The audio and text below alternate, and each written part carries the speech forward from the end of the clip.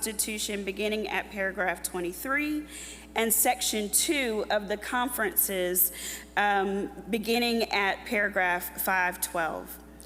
Every jurisdictional conference sets its own plan of organization and structure in line with the Book of Discipline. So that's where we start with our rules and our plan of organization. It's important for all of us to understand, as stated in Rule 39, that we have an order to our rules. First, the Book of Discipline, then the Plan of Organization and the Rules of Order, and then Robert's Rules of Order. If something is not covered by our Plan of Organization or our rules, then we go to Robert's Rules of Order. One more thing, and it's important. On page 34 of your ADCA, you will find a report on proposed changes to the Plan of Organization and Rules of Order. These proposed changes will come to the body for adoption on Thursday, tomorrow. Again, you can find that report on page 34 in the ADCA, and we will act on that tomorrow. Finally, the Rules Committee has determined that the Plan of Organization and the Rules of Order are in need of a comprehensive review. We will spend the quadrennium aligning our Plan of Organization and Rules of Order to reflect the evolving nature of our church, the Book of Discipline updates, and anticipated regionalization changes. Bishop, the Plan of Organization and Rules of Order as outlined beginning on page 14 of the ADCA are before us for a vote. Thank you. This comes as a motion from the committee, does not need a second, and is now properly before us. Is there any discussion at this time? All right, seeing none, if you would approve these rules of order for our conference, would you simply raise your hands? Hands down. Those opposed, the same sign. And it is done. Thank you. Thank you, Reverend Smothers. My friends, we are here at Lake Junaluska, and we are so grateful for the hospitality and generosity that is offered to us. And so now we will invite the Executive Director of Lake Junaluska, Mr. Ken Howell, to come and address us. Thank you, Bishop. I am Ken Howell. I am a white male adult laity from the Western North Carolina Conference. Welcome back to Lake Junaluska. It is wonderful to have you here. You made my year when I walked in this morning and saw the amazing fellowship going on in here.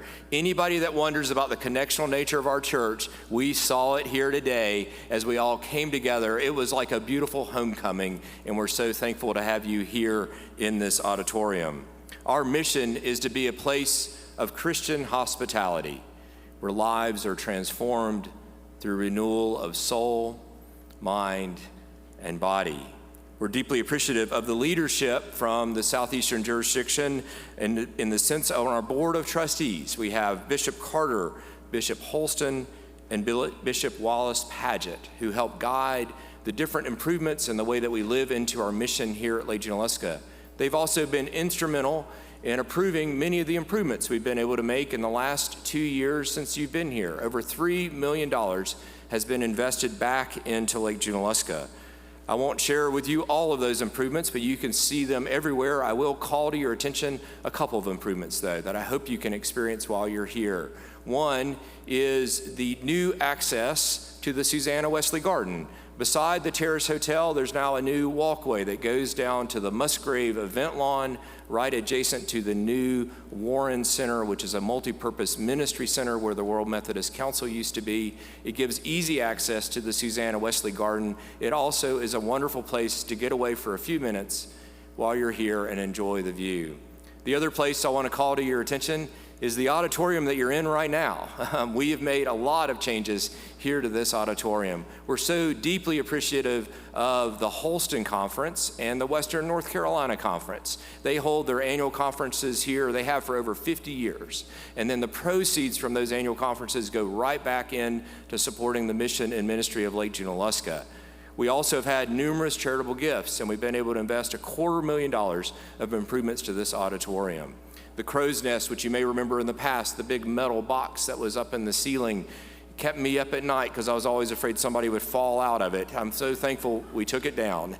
It should not have been there to begin with, and we moved the sound down onto the floor, which is where the sound people have always wanted to be. We've upgraded the technology in this auditorium, new projectors, new screens. We've invested $250,000 into fiber optic lines coming in to improve the internet connectivity, not only in this space, but throughout the grounds. All of that's made possible by you being here and also by so much generosity. We're also very proud that you have met here since 1956. There have been amazing times in this auditorium. There's been challenging times in this auditorium, but it's so important to us that you continue to come here. We're so proud of the fact that this is the place where every bishop on this stage was elected and consecrated here. This is the place where many of you as clergy were ordained here. This is the space where more United Methodist clergy have been ordained than any other structure in the world. We work every day to continue that tradition. We appreciate your partnership. This truly is sacred ground. Thank you for being here, and may God bless you. Thank you. We hope that when we're not in session that you have an opportunity to walk the grounds here at Lake Junaluska if you have not been here. Or if you're returning here, we have an opportunity to reacquaint yourself with this wonderful facility. We're grateful for the work that's being done here at Lake Junaluska, and we're grateful that we're here. Thank you, Mr. Owl. So at this time, I'd like to call my colleague, President of the Southeastern Jurisdiction Council of Bishops, Bishop Tom Berlin, for his next report. I'm Bishop Tom Berlin. I serve the Florida Conference. I'm a white male adult, and Bishop Holston and I bring the names for positions and committees that will facilitate the work of the SEJ Conference, which were in today's Daily Christian Advocate. So you've read those names, you've seen them, and they are before you. Bishop, I bring them to you at this time. All right, they're now properly before us. I hope that you've had an opportunity to see them and to experience those names and to now be able to vote. It comes to us from committee, so it does not need a second, so it's now properly before us. Is there any action other than discussion and things of that nature? Okay, seems like you're ready to vote. If you will approve these names for election, will you signify by raising your hands? Your hands down. Those who do not approve, same sign, and it is approved. Thank you. Well, thank you, Bishop Berlin. You didn't have to stay up there long. Now I will turn again to Reverend Julie Hager-Love as we go through our balloting process. Now we're going to talk about balloting. We want to practice our electronic voting system. We will use this for votes, but only if needed. If you look at our Rule 11 that you just adopted, it reads, voting shall be by a show of hands unless otherwise ordered by the conference. An aye or no vote by written ballot or account vote may be ordered on call of any member and supported by 1/3 of the members present and voting. So usually we're just going to raise hands, but we'll use this if somebody calls for it and 1/3 of you agree to it. But we do want to use the devices as needed. But in addition, we're going to use it for some polls, like later for monitoring. And then you're also going to need your device for a Menti poll when the Racial Bias Task Force presents to us. They will explain that. But we want to test our devices. You're going to find you need your smartphone, a tablet, computer with you to vote. You're going to log on to the website and enter your voter ID. If you haven't found that, that's in your name tag. You only need to, you only are going to have to enter that once, and hopefully you'll stay logged in. If you're a delegate and you have not logged in yet, please do so now. We're going I'm going to give you more instructions, then we're going to see a video. And the delegation head and your teller have the login information and the password for the Wi-Fi, and I think we put it up on the screen as well. Many of you have used this through GNTV at your annual conference session. We also used it at our 22 SEJ. But we do want to practice. We want you to be comfortable using this. There are instructions I hope you read in the ADCA on pages 51 through 54. When a ballot begins, you'll be advised by the presiding bishop how much time you have to cast your ballot. The voting website where you will log on is sej.gntvmedia.com. You're going to see that again on a screen. When you first load the voting site, sej.gntvmedia.com, you enter your voter ID and hit the blue button. Then, once you've logged onto the voting site by entering your voter ID, you will load a ballot when we have one and the bishop instructs you to. And then you will click on the green load ballot.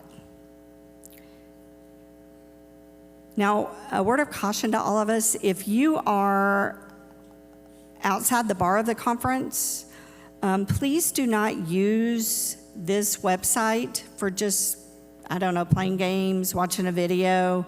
I'd say the same thing to delegates. Please reserve this for our work. If we have a ballot, the bishop will tell you when it is closed, and we move on to other business if needed while the tabulation begins. I'm going to ask the persons helping with elections to stand. Laura Porch and Izzy Stickley from GNTV. Reverend Otto Harris, our Assistant Secretary for Elections, and Ashley Hand, who is helping Otto. They are here to help your tellers, your delegation tellers, if needed. And hopefully your tellers were at training with them last night. They will oversee the tabulation and electronic votes, and so we can get it in our journal if we need to. We should only have to use paper if we have a power failure or something, but we don't think that'll happen.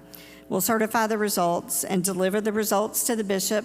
They'll see them on my computer, and it'll take a few minutes, so thanks for your patience. The bishop will read it after that. Now we're going to watch a video from David Wood, from Executive Director of GNTV, on helping us practice a vote. So get your devices ready, please. Today we are going to take a look at getting ready for voting on the GNTV voting system. This will be very familiar to those of you who were with us last time in 2022 for the jurisdictional conference. Since then, the site works essentially the same way, and it is the same destination, so you may even find that your phone remembers the voting website. The first step is for you to take out your tablet or your cell phone or your computer and get logged in to the GNTV voting website. The voting website can be found at sej.gntvmedia.com. You will see that there on your screen, and you need to type this into the address bar of your web browser. That's a program like Safari, Firefox, Internet Explorer, Microsoft Edge, or Google Chrome.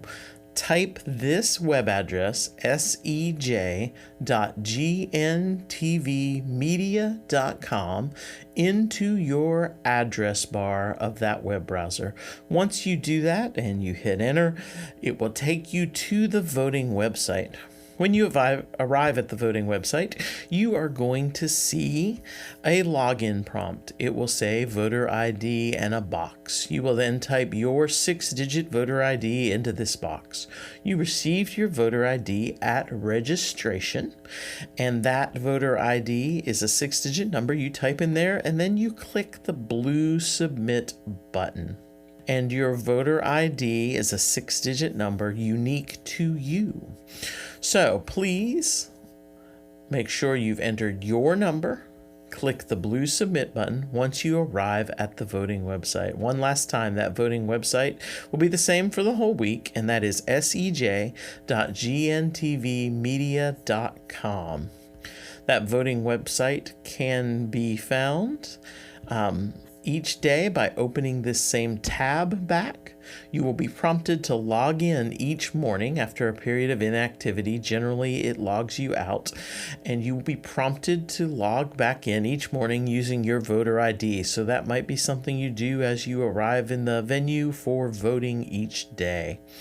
Once you're logged in, you're going to see a confirmation of your voter ID and a green load ballot button. And right now, you hopefully are seeing a message that says no ballots currently available for your voting class. That means there is nothing available for you to vote on. We are going to take a practice ballot here very quickly, and that practice ballot is going to be opening once prompted for you to vote on. So the question today is, do you prefer Coke or Pepsi? That is what I'm going to ask you to answer today, and I am now ready to open the ballot. Once the ballot is opened, you will click that green load ballot button again, and then you will see, instead of the message that nothing is available to vote on, that you are now able to make your choice. Do you prefer Coke or Pepsi? So that is the question before you. Please make your choice. And then there is the blue Submit Vote button. That blue Submit Vote button is down there. And after you click it, you will see a confirmation message that says, "Thank you for your vote." That message confirms that your submission has been sent into the GNTV system and you are able to vote.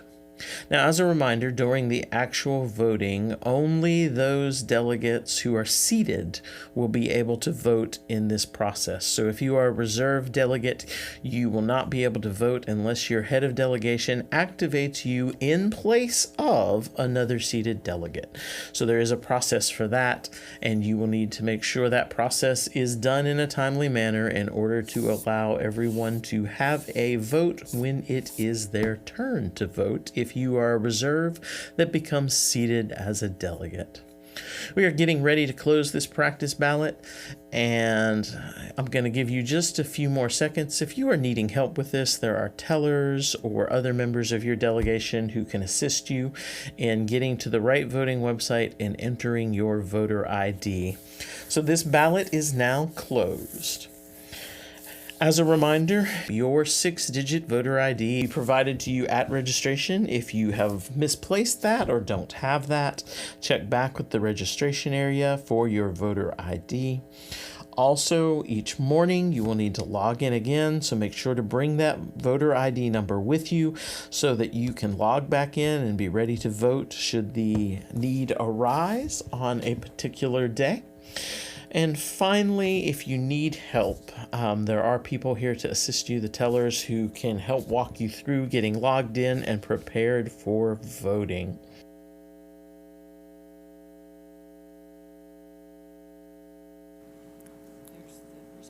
We are now going to take a look at some results from your voting, and let's see how you all voted. Well, that is pretty interesting. This question seems to envelop a little different flavor in each state we take it, if you will, and you all, being from all around the jurisdiction, have divided this up in an interesting way. So I appreciate your practice today and hope you have a great jurisdictional conference.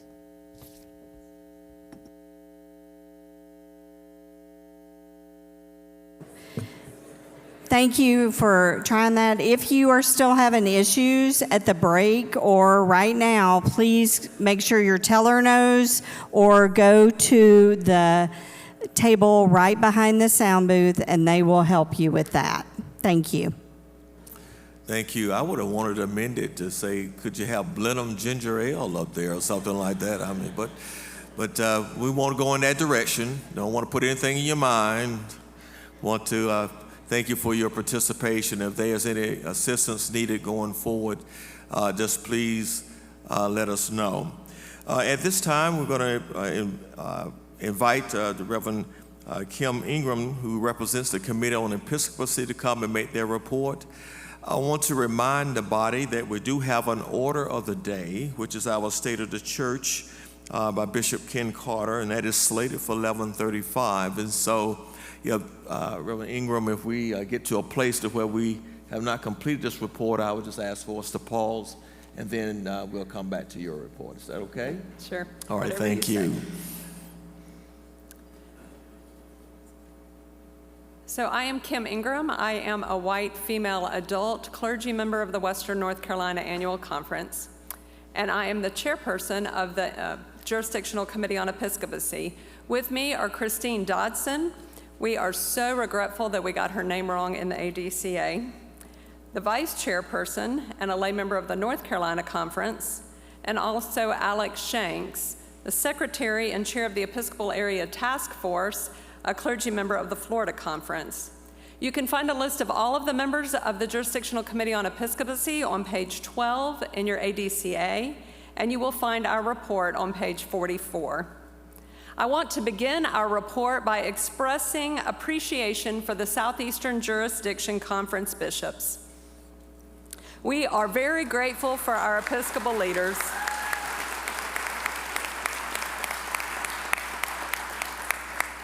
And I'm going to ask you to do that again in a minute. We are very grateful for our Episcopal leaders and their wisdom, guidance, integrity, and vision as they lead the annual conferences in the Southeastern jurisdiction. We offer an extra word of gratitude for the bishops who have served 2 annual conferences or more in recent years: Bishop Carter, Bishop Fairley, Bishop Wallace Pageant, and Bishop Graves. Each of these went above and beyond to ensure that all conferences had good leadership.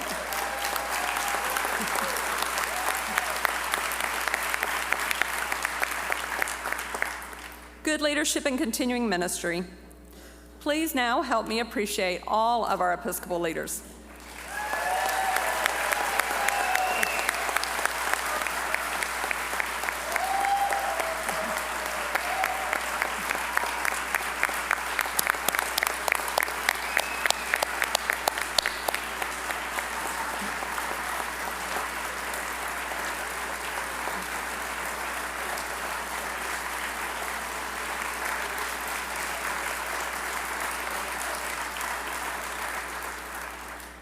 Thank you so much.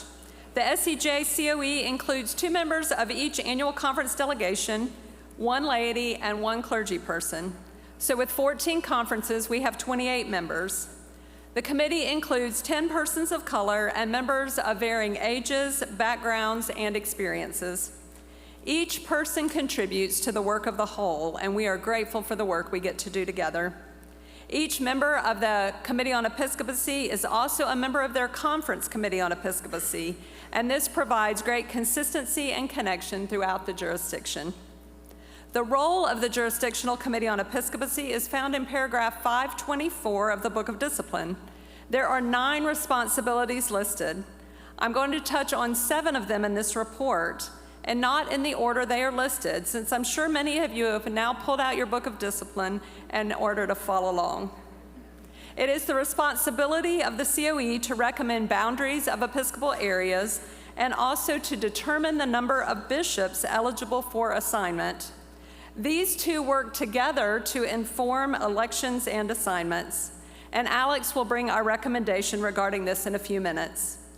Before we get to the recommendation, I want to share with you how we arrived at this point. The Interjurisdictional Committee on Episcopacy is a committee of the General Conference.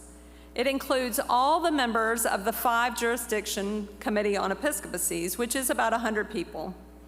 The primary work of that committee is outlined in paragraph 512 and historically is limited to the transfer of bishops between jurisdictions and consideration for an exception to the number of bishops a jurisdiction might have based on missional needs. Usually, the ICOE meets 1 time at General Conference, and that's it.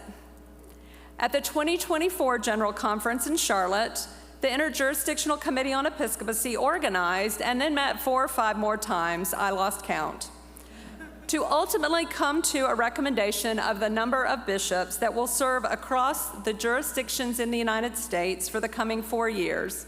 And also we determined the distribution in each jurisdiction. Now, the reason that all of this work was necessary is because the General Conference made a change in the discipline and amending paragraph 404 regarding the determination of the number of bishops. The number presented and approved by the General Conference is 32 bishops across the United States. This is a reduction from 39 bishops that currently serve in the jurisdictions. Lost my place, sorry. In addition, it was approved that each jurisdiction would have a minimum of 5 bishops. Funding 32 bishops was included in the budget approved by the General Conference. And so the distribution that many of you participated in approving at General Conference is like this. The Southeastern jurisdiction would have 9 bishops. The Northeastern jurisdiction would have 6 bishops. The South Central jurisdiction would have 6 bishops. The North Central jurisdiction would have 6 bishops, and the Western jurisdiction would have 5 bishops. The Judicial Council then ruled that the bishops who were elected in 2022 have not yet served for a full quadrennium, and as such, by disciplinary provision, they are not eligible for transfer. Following General Conference, the executive team of the ICOE, consisting of 4 members of each jurisdiction and the 3 officers, met 5 times in 6 weeks. We do appreciate the work of not only Alex and Christine, but also Ken Nelson and Clara Esther for serving on this committee from the Southeastern jurisdiction, and myself. There were consultations with each non-retiring bishop of the 5 jurisdictions. We considered many options. We consulted with the officers of the Council of Bishops, the colleges of bishops in each of the jurisdictions, and we had more conversations with bishops. We give gratitude for the bishops and their prayerful discernment. Our experience in the Southeastern jurisdiction is that the bishops recognize when they are elected that they will itinerate anywhere in the Southeastern jurisdiction, and my experience is that they have always done so willingly and with gratitude. Paragraph 49 in the Constitution requires consent of a bishop to transfer to another jurisdiction. And ultimately, the work and the agreement of the Interjurisdictional Committee on Episcopacy last week resulted in the following plan for each jurisdiction. The South Central jurisdiction had 1 bishop unexpectedly retire for the good of the whole, and they have 6 bishops left to assign. The North Central jurisdiction had 1 bishop approved for long-term disability unexpectedly, and they have 6 bishops left to assign. The Northeastern jurisdiction will have 6 bishops serving in the jurisdiction, with 1 of these bishops also serving a conference in the Southeastern jurisdiction. The Southeastern jurisdiction will have 10 bishops serving in the jurisdiction, with 1 of those bishops also serving a conference in the Northeastern jurisdiction. And the Western jurisdiction will have 2 elections for a total of 5 bishops to assign. As a result of that work, and upon recommendation of the Southeastern Jurisdiction Committee on Episcopacy, Alex will present our recommendation to you. Thank you, Kim. As you know, in January, we sent you a communication with our recommendation, and in that communication, we stated that this may change based on the actions of General Conference. And so because General Conference reduced the number of bishops, and after further consultation with the annual conferences and with the College of Bishops, we are changing our recommendation and bringing it to you now for 9 Episcopal areas for the 9 bishops that we were allotted, plus an allocation so that we might share a bishop between the Southeastern jurisdiction and the Northeast jurisdiction. You will find on the screen our recommendation that the Alabama-West Florida Annual Conference and North Alabama Annual Conference would become an Episcopal area and share a bishop, that North Georgia and South Georgia would become an Episcopal area and share a bishop, and that Kentucky Central Appalachia Missionary Conference and the Tennessee Western Kentucky Annual Conference would become an annual conference and share a bishop. We would also have Episcopal areas in Virginia, North Carolina, Western North Carolina, South Carolina, Mississippi, and Florida, and that the Holston Annual Conference would share a bishop with the Northeast jurisdiction. With your approval of this recommendation of Episcopal areas, we will have 10 bishops eligible for assignment, and we would have no elections at this Southeast Jurisdictional Conference. Bishop, this recommendation of the Episcopal areas, as noted on the screen, is before us for action. This comes to us as a motion from this committee. It does not need a second. It is now properly before us. Is there any discussion?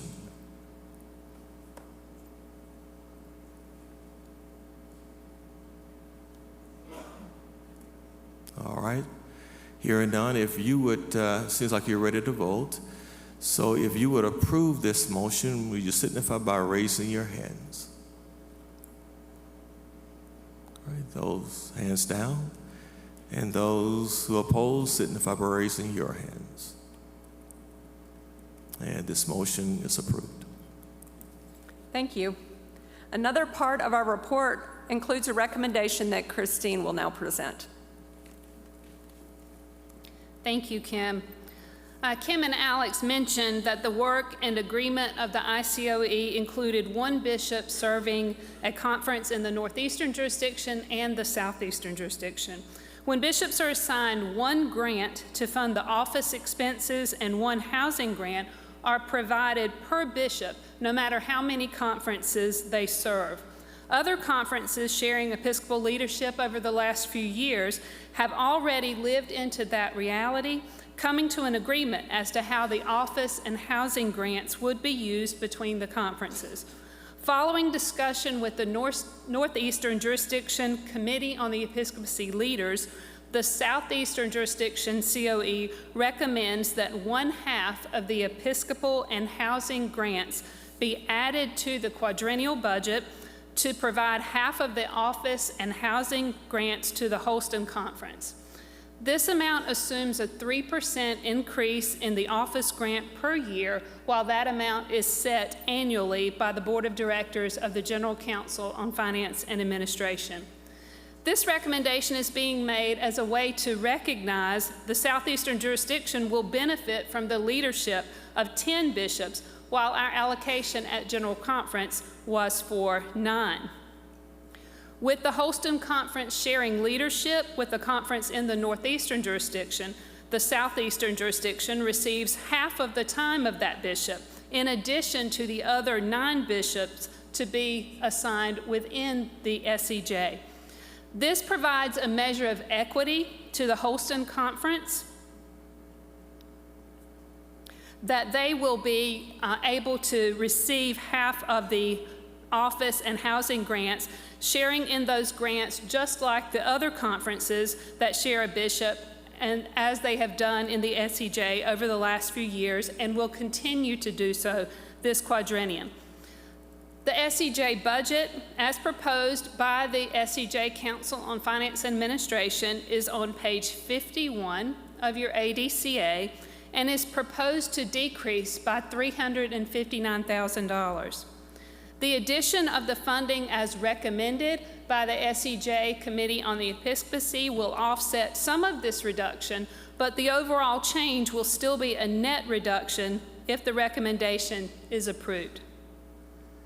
So in summary, Bishop, due to the financial implications, the Southeastern Jurisdiction Committee on the Episcopacy moves to refer to the SEJ CFA the recommendation to add, as part of this report, an additional $194,186 to be added to the jurisdictional budget for the quadrennium to cover 1/2 of the office and housing grants for the Holston Conference.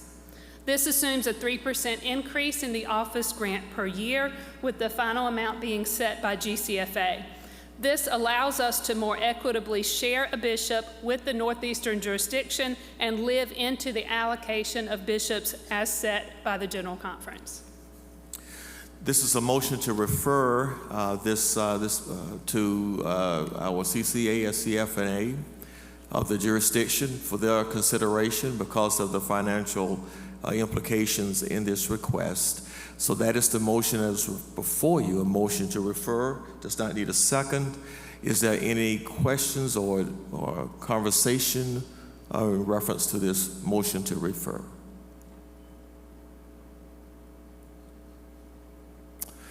All right, it seems like you're ready to vote. If you would move to refer this motion, would you signify by raising your hands? All right, hands down. Those opposed use the same sign.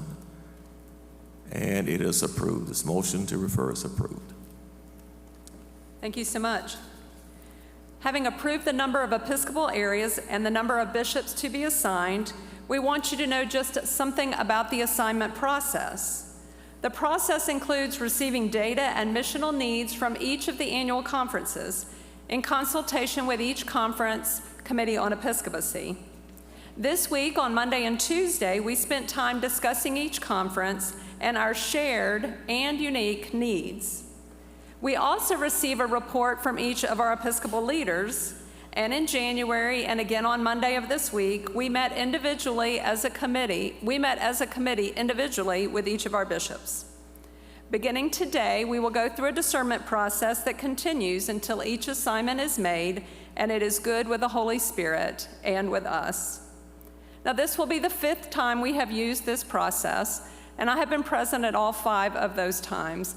And I just want to give personal testimony to the amazing spirit and discernment that has happened each time I've seen it work. We come into jurisdictional conference not with our own minds made up about who might go where. I know y'all play that game, like thinking about where everybody's going to end up. And even I think the Committee on Episcopacy has some ideas about that when we enter the room.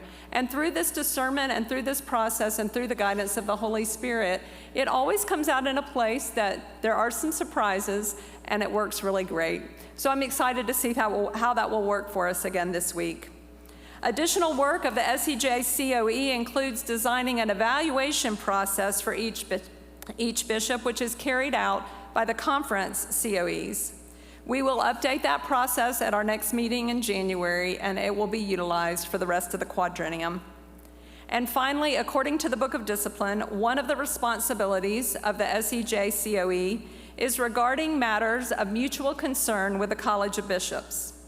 Yesterday, the committee and the college met together for 2 hours to do generative work thinking about the new fiscal reality that requires us to share Episcopal leadership as a regular part of our life together.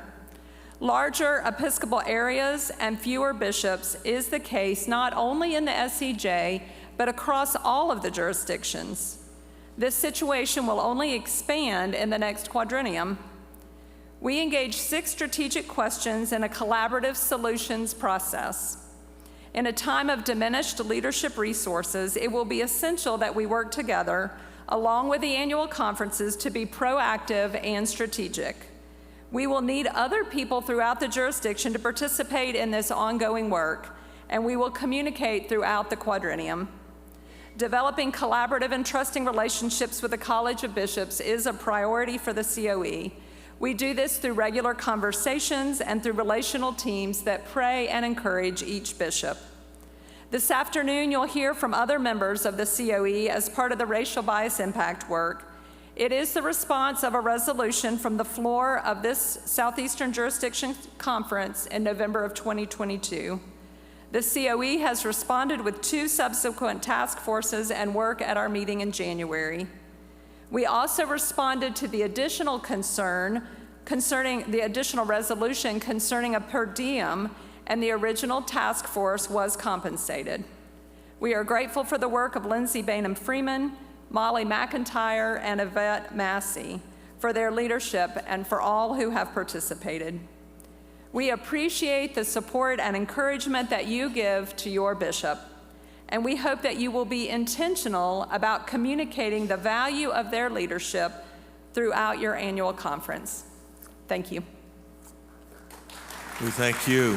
My friends, I know that Reverend Ingram and Alex and Christine are kind of stepping in. Will you step forward just for a moment? We want to thank you for the difficult work that you've had to do, for the work that you've had to do. Thank you.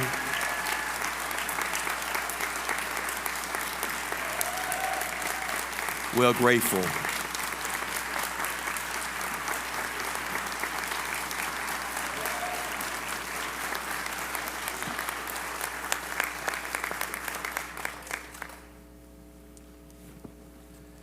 Now we release you to do the other work you got to do. So, but thank you. My friends, I'm grateful for each and every one of you and how you have been attentive to the work that we've done this morning. And at this time, I want you to now get yourself ready to give your attention to another aspect of our work this morning. We're going to invite Bishop Ken Carter, the resident bishop of the Western North Carolina Conference, part of our college here in the Southeastern jurisdiction, and he was chosen by his colleagues to deliver the state of the church. He is a wonderful, wonderful colleague and has led our denomination as well as led our college. Reverend Carter, come, share with us. We're grateful and wait with a bated breath. Thank you, Bishop Holston. Good morning. I'm Ken Carter, and I serve as the resident bishop of this annual conference, Western North Carolina. I'm very blessed to be here.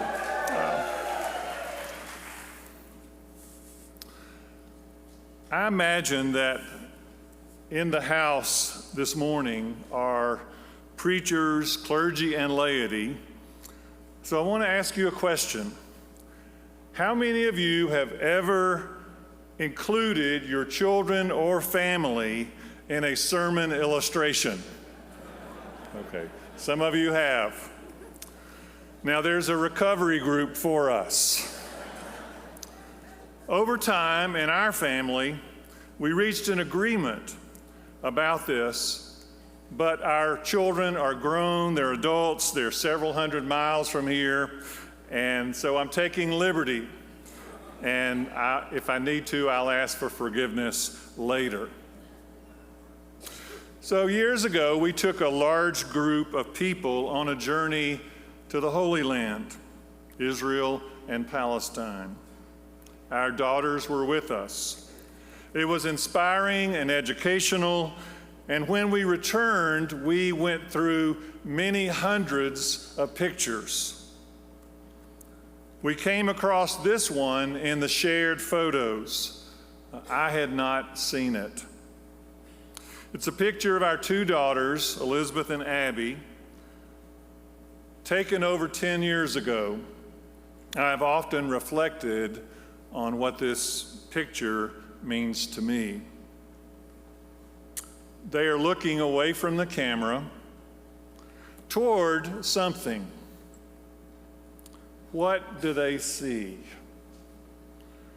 They were in their mid to late 20s then, they're mid to late 30s now. I came to believe that they see a world that I do not see. They will experience work in their lifetimes in a different way. They live in a different nation than the one I was born into. They will relate to a different church. They have different understandings of family. They see a world that I do not see. And yet in that photograph, and you can show it again, in that photograph, they are standing in the Sea of Galilee. They are children of two clergy parents. They were baptized, they were confirmed, they grew up in the church, they heard all of those sermons, amen? Both would claim faith. At times, they've been very active in United Methodist churches in Washington, D.C. and in Memphis, Tennessee. They live in a different world, but they stand in a deep and rich tradition. So that's the paradox we find ourselves in. We are in the midst of profound change, and we are blessed by a deep tradition. A paradox is two truths side by side. Jesus is fully human and fully divine. That is a paradox. We also live in the midst of another paradox, and that is the region in which we live, by any measure in the United States, has the strongest local churches and the most severe human problems. The greatest number of the greatest percentage of self-identified followers of Jesus, and the most harmful social policies toward the most vulnerable. So you can look up the ranking of your own state by the following criteria: highest rate of infant mortality, the greatest degree of anger, the highest amount of domestic violence, the most severe poverty, the lowest access to medical care. If you want to know which states have the shortest lifespans of people, you know what the answer is? And I love football. It is the Southeastern Conference. It is those exact states. So what is the state of our church in the midst of these realities and a changing denomination? So in the Southeast, in the last 12 years, we've lost 42% of our churches and membership. The data I'm using in this is from Westpath. Some of the data I do not have, and some of my encouragement to you is to figure out the data in your own area. This is humbling. By far, the most losses are due to disaffiliation in our region, and we are the region with the most disaffiliation. One scholar whom I respect has interpreted this as the legacy of the Methodist Episcopal Church South. There is a direct lineage between 1844 and 2023. There are other facets of this changed landscape. So I'll just say very briefly a few words about this area, Western North Carolina. I say this for the purpose of you reflecting on your own area, the state of the church. Where do we find ourselves? The great majority of our departing clergy were not trained in United Methodist theological schools. Most of our departing churches, the great majority of them, were less than 50 persons. There are 44 counties in this annual conference. How many are in yours? Think about your own context. One county seat church departed. If you were at the General Conference in Charlotte, I think most of you were, there is a loop around Charlotte, 485. It's a large highway system. There's no church in the denomination that recruited so heavily from us. No church of that denomination inside that loop. Now, your work is the data in your own area. It's your story to tell. And so in the process, we form a diagnosis. What is going on? What do you think is going on? And then we come to an interpretation. Why is this happening? Why did this happen? And then an intervention.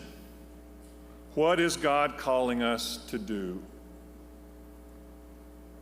So just a last piece of data, and this is from Westpath, which I've come to believe is our best source of data.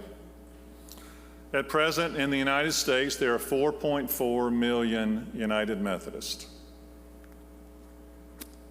353,000 are African American, about 8%. 79,000 are Asian American, about 1.8%. 66,000 are Hispanic Latinx, about 1.5%.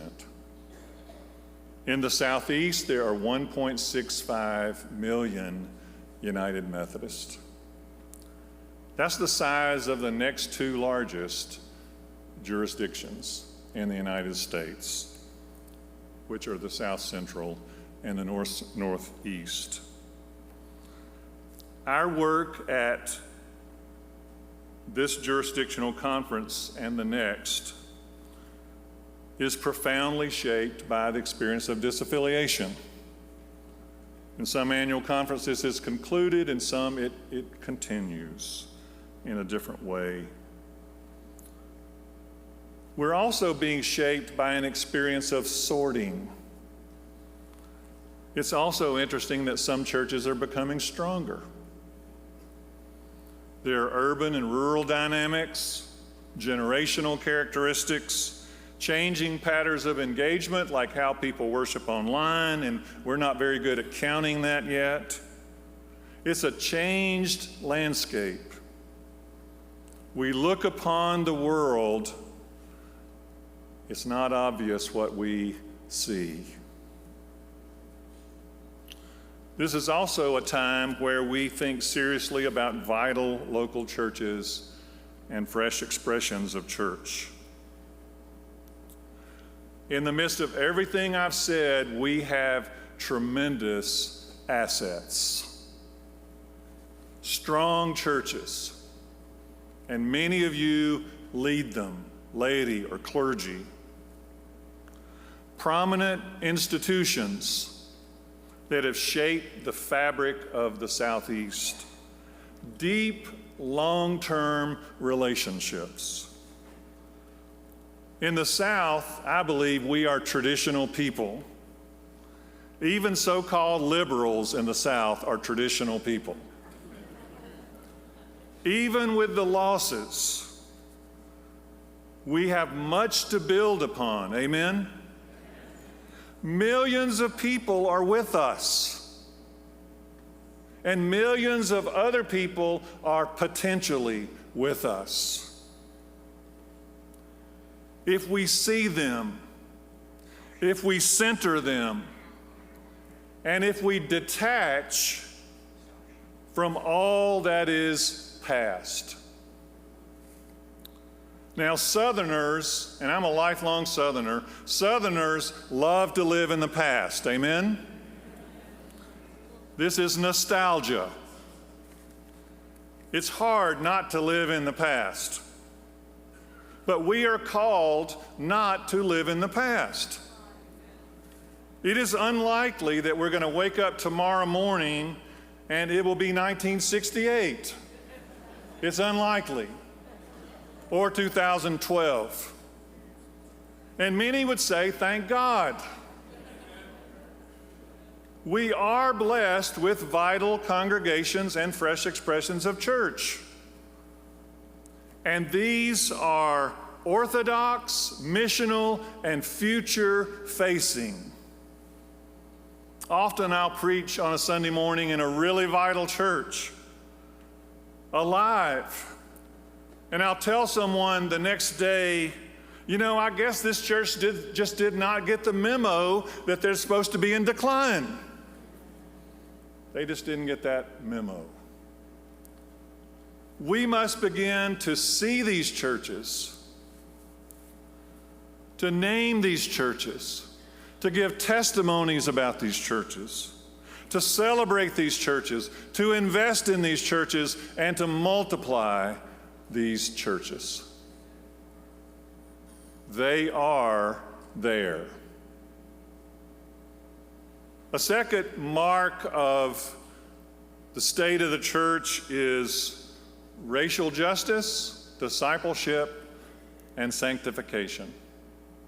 Now, a part of what's humbling about giving a state of the church reflection is this could be done by hundreds of us. and everyone would have a slightly different voice and a slightly different story to tell. Mine is not the only one or the superior one. It's just the way I'm framing it now. I hope you can improve on it, and I know that you will. The state of the church includes our reckoning, learning about, staying with the work of racial justice as discipleship and sanctification. Now, I believe that in the Southeast, this is our language to reckon with racism. We cannot be disciples. We cannot be on the way to holiness. I cannot be if I'm racist. We will never come to a shared political language, a shared sociological language, a shared psychological language. We just never will. But we have the possibility of framing this in the language that is our birthright gift.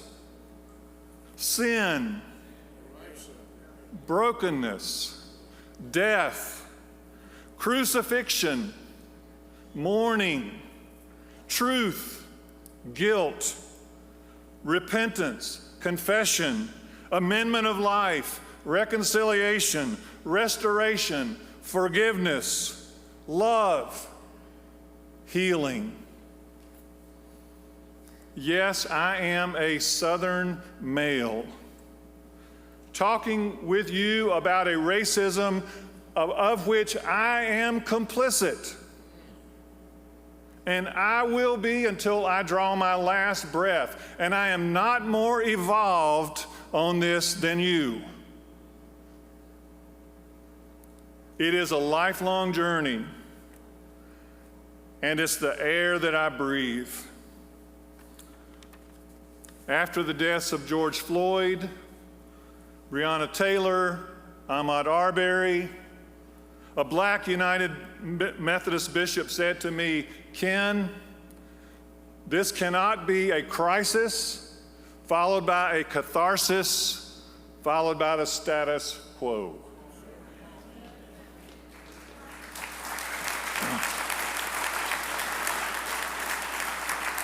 And here again, we have strengths. We are in proximity to each other. More than any other region in the United States, persons across color lines live in proximity to each other. Most of our denominations' black leadership participated in the Great Migration. Their roots are here. We can learn from the civil rights museums that are scattered across the Southeast.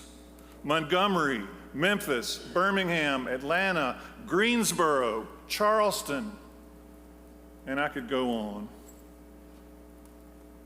We can pay attention to the racism that is within us and amongst us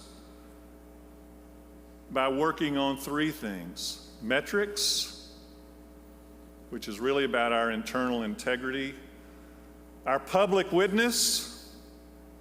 We can tour these museums all over the South and see the same things happening now. Metrics, public witness, and the beloved community. And it's building from the ground up and trying lots of experiments. And in this conference, we're working on strengthening historic black anchor churches. And it's working from above. And that's the work we'll do today.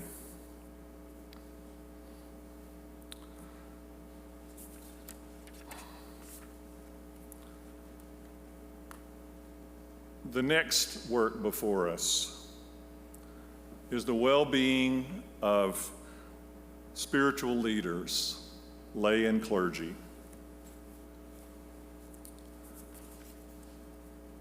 So here's another dilemma. We're asking more of people at a time when they're telling us they have less to give. Many of our people are exhausted, demoralized. Many of our people are traumatized. And people who have been through trauma often traumatize other people. It's a circle. If you're a leader of any kind in this church, and you all are, I'm speaking to leaders, people come to you and they say two things. I have less to give you, and I need more from you. That's what it means to be a leader. And we are asking our church to up our game, to lean into the hard work that we successfully avoided for a very long time. And that's related to what happened at General Conference. We had a webinar right after General Conference. The Tuesday after General Conference, 22,000 people viewed it. We had questions from all over the conference. The most compelling question, I thought, was someone wrote and asked, how do I explain General Conference to my Baptist friends? I'm going to come back to that question. But we are trying to do hard work. We're being asked to change. Amen? And we're asking other people to change. And we all resist change. We know there's a trust gap in leadership, in every expression of leadership. And yet we do not get to choose the season in which we lead. This is the season, now is the moment. We must attend to the well-being of spiritual leaders, lay, and clergy. And I'm not being clergy-centric here. And one of the things I wanted to say to the laity is this. You're here, and you held your families together during the last few years, your workplaces together, your local churches together. And I just want to say thank you for being a spiritual leader.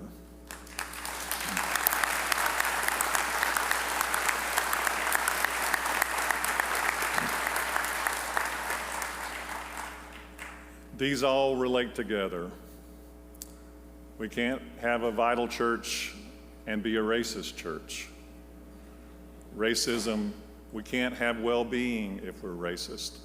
We can't have unhealthy churches and healthy leaders.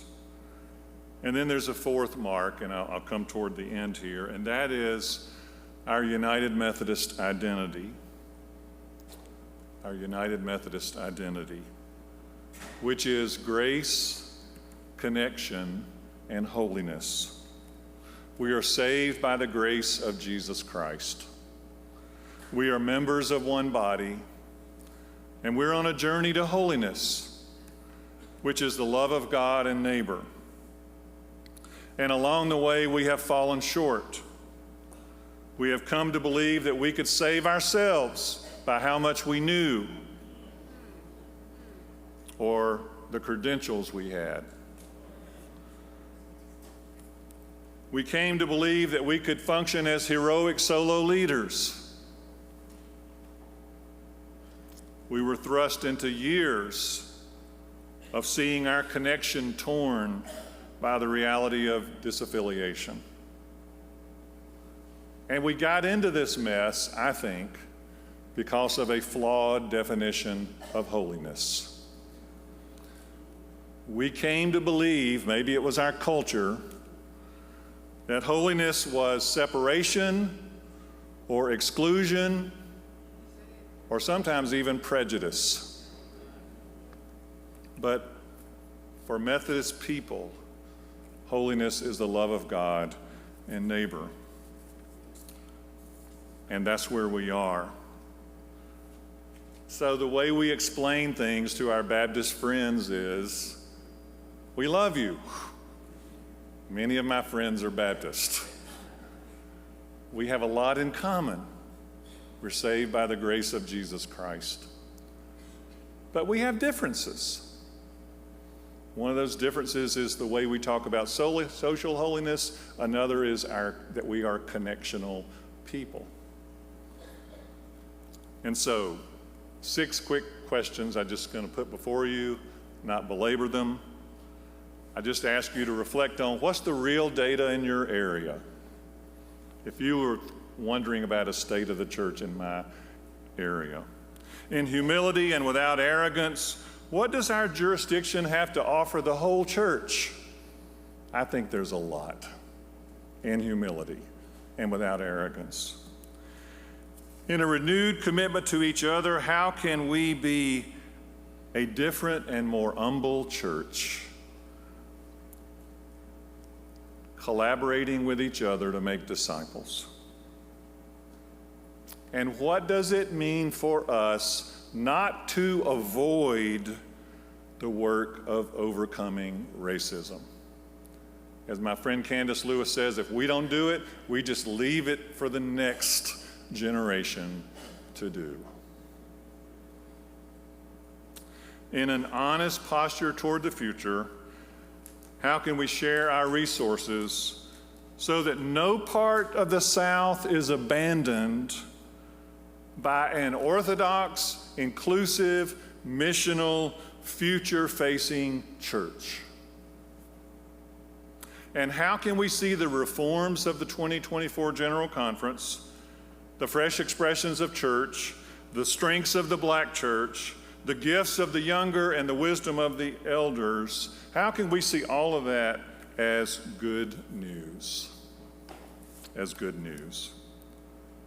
So if you just go to the last slide, we're nearing the hour. The next one is good. Yeah. So these are the words of Vincent Donovan, who was a missiologist. And I read this book in divinity school some time ago. Yeah. Well, broadcast the number. And it's a book I have reread, and I just want to share this frame with you. Vincent Donovan said, "Do not try to call them back to where they were,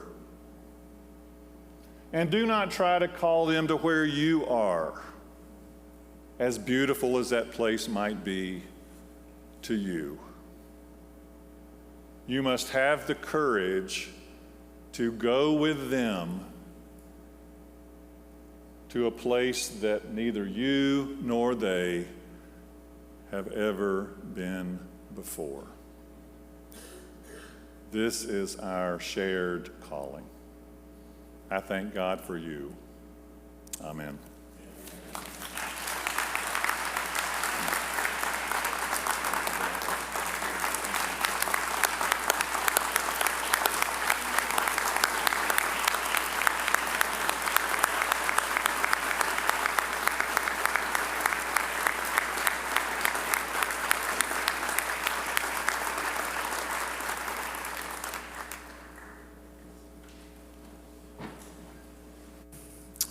Wow, what a wonderful address. Well, grateful for you, Bishop Carter. Will you please share again your appreciation for our bishop?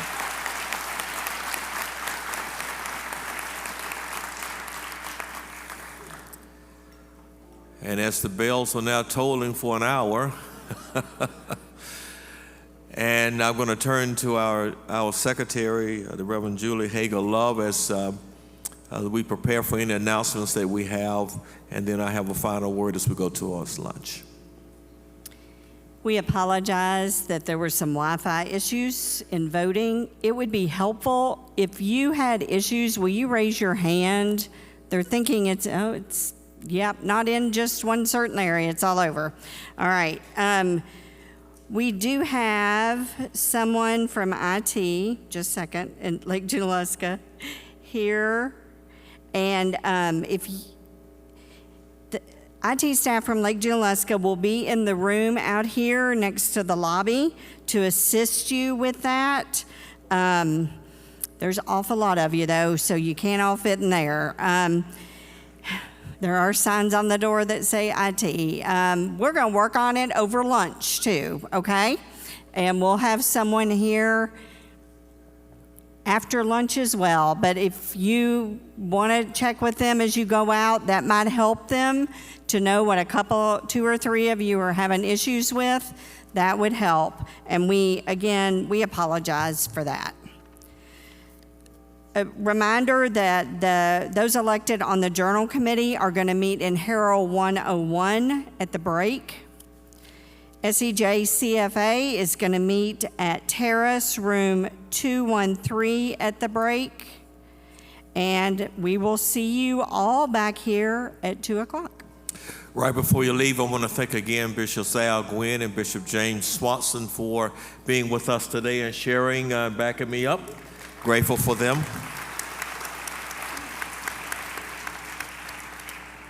I'm thankful for the kindness that you've afforded me as I've given leadership this morning. Thank you for who you are.